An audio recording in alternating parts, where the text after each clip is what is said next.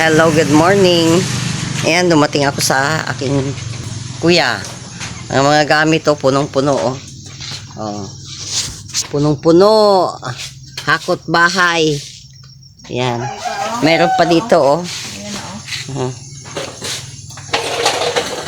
Ayan, kutson. Kaldero. Oh. Ito pa, meron pa ito laman.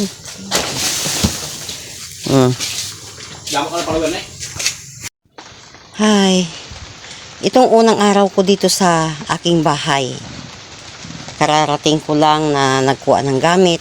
Ngayon dahil tag-ulan na rin pero wala akong tubig sa ngayon, nagawa ako ng aking sahuran na tubig. Ayan. Baka mamaya sakaling mag-ulan ng malakas, yan ang aking sahuran ng tubig. Ngayon, ito yung mga gamit ko, hindi pa ayos. Yan. So, ang una kong ginawa, nag-charge kaagad ng solar. Yan. Dalawang solar. Dalawang battery. Ngayon, dahil ganito kagulo pa ang sitwasyon ko, ang una kong inasikaso yung aking tiyan muna. Kung paano makakain. Yan, ang hiram ako ng lutuan. So, yan ang paraan ko para magkaroon ng tubig sa ngayon. Dahil maulan, hindi rin makaigib. Magluluto tayo. Ayan na yung bahay. Mag-aros kaldo.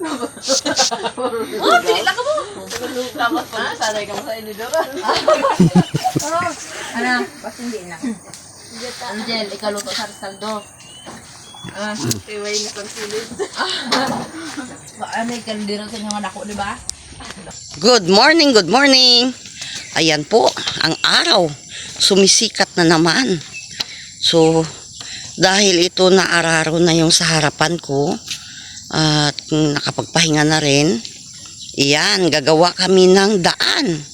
Kasi naararo pati daan ko. Ang gagawa namin. Pero, pwede na rin to siyang taniman yung ano na ito malinis. Kaya lang, request ko talaga na araruhin uli. Kasi, mahirap magtanim na magbukwan pa. Ilinyahan pa ng araro. Ngayon, maglilinya naman kami para sa daan. Yan po.